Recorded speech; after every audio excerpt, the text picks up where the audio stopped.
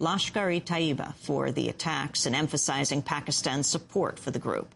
Brown promised to increase counterterrorism aid to Pakistan and said, quote, "The time has come for action and not words from Pakistan." I've told President Zardari that 3/4 of the most serious terrorist plots investigated by the British authorities have links to Al-Qaeda in Pakistan. So I proposed to President Zardari a new UK-Pakistan pact against terror. My discussions with President Zardari have reassured me that his authorities are determined to act against those who are behind the Mumbai attacks. We will continue to expand our counter-terrorism assistance programme with Pakistan, and it will be more than ever the most comprehensive anti-terrorist programme Britain has signed with any country. The British Premier was speaking at a news conference in the Pakistani capital of Islamabad Sunday following a visit to India. Pakistani Prime Minister Asif Ali Zardari said that India had yet to offer conclusive evidence of Lashkar's involvement in last month's terror attacks, but emphasized Pakistan would take strong action against any groups found to be responsible. Over the past week, Pakistan's arrested a number of Islamist leaders and cracked down on both Lashkar-e-Taiba and a charity believed to be linked to the LET, Jamaat-ut-Dawa. You want to have the best of relations with India. Terrorism and extremism are a common problem, which required cooperative efforts. Problems are not specific to a country, but are global. Meanwhile, the Indian Prime Minister, Manmohan Singh, speaking in Kashmir Sunday, said he wanted India to, quote, normalize relations with Pakistan, provided Pakistan stops its support of terror attacks in India.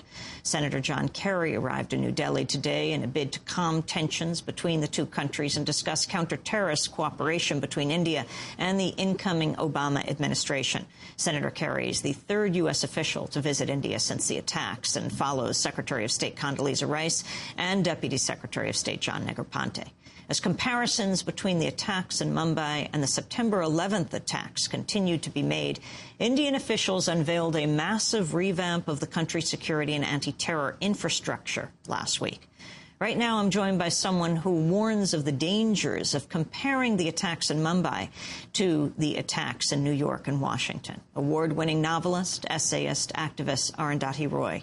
Her latest article is called 9 is not 11 and November isn't September. It was published in India's Outlook magazine, Britainâs Guardian newspaper, and on TomDispatch.com here in the United States. Arundhati Roy joins us now from her home in New Delhi. Welcome to Democracy Now!, Arundhati. Thanks, Amy. It's very good to have you with us. Can you start off by, well, beginning where you begin your piece, 9 is not 11, saying we forfeited the rights to our own tragedies. What do you mean? Well, I think, what I mean is that while the attacks in Mumbai may have a lot to do with the consequences of 9/11 and India positioning itself as a quote-unquote natural ally of Israel and the U.S., it has more to do with the history, a very troubled history here.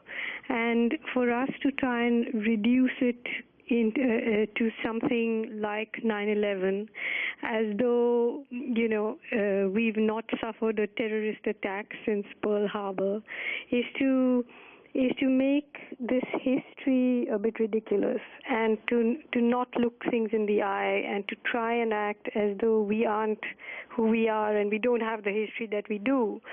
And it doesn't get anybody anywhere. It's a very dishonest thing to do in many ways, and also it paves the way towards people trying to behave. I mean, in any case, India, the Indian establishment and the Indian elite are very delighted with the idea of pretending to be a superpower like America and wanting to act like a superpower like America and do all the stupid superpower things that America has done. So my point is that, India isn't America and Pakistan isn't Afghanistan, and we don't have to look at this through borrowed lenses. You write that if you're watching television, you wouldn't realize that ordinary Indians died in the Mumbai attacks, and you talk about the places that were attacked. Well, that and as well as the fact that the Mumbai attack was only the most recent of a whole spate of attacks that has taken place just this year in India. And in Mumbai, they attacked two sort of five-star hotels and a small Chabad center, a small Jewish center. But many of the killings took place in a railway station where just ordinary people were mowed down. But the Indian media was just so fascinated by the fact that, you know, finally this sort of last barricade, the barricade of super citizens in the superpower was somehow attacked and breached. Of course, partly it had to do with the fact that the drama in these places went on and on because it was like a siege that lasted many hours.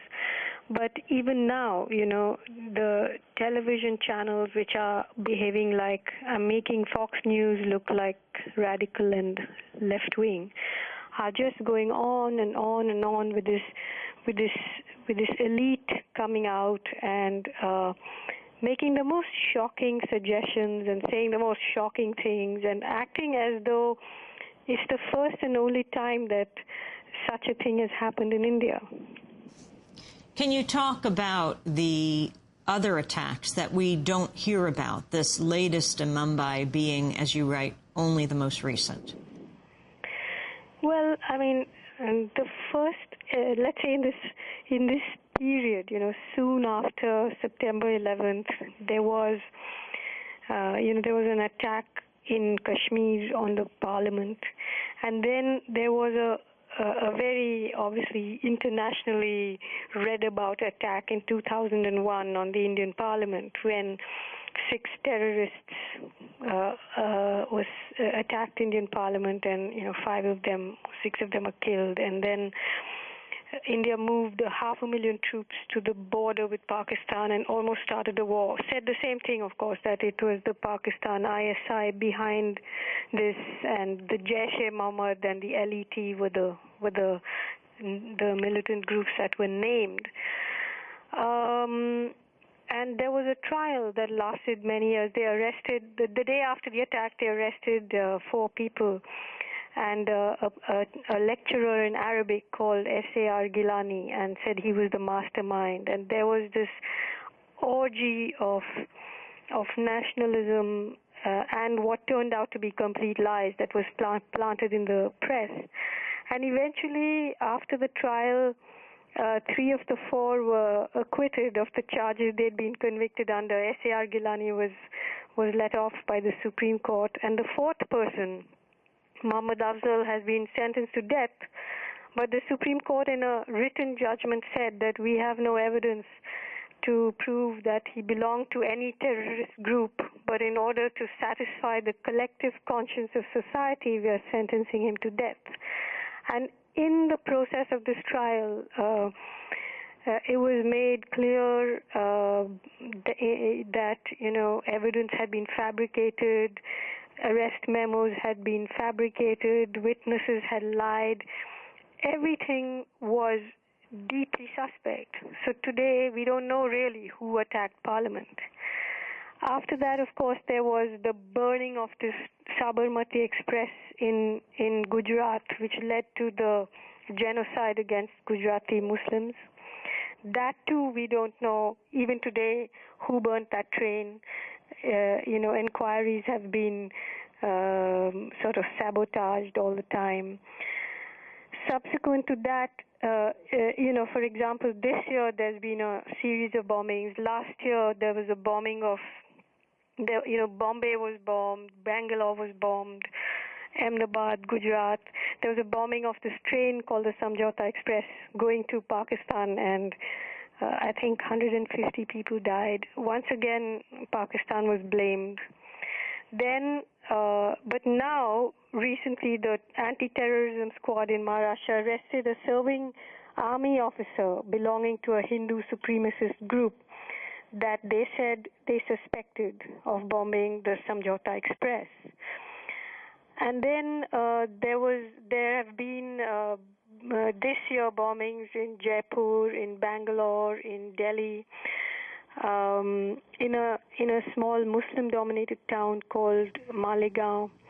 And in all these attacks, some of them the police have arrested Muslims, and some of them they've arrested Hindus, all Indian nationals.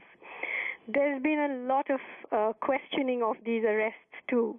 There was a situation in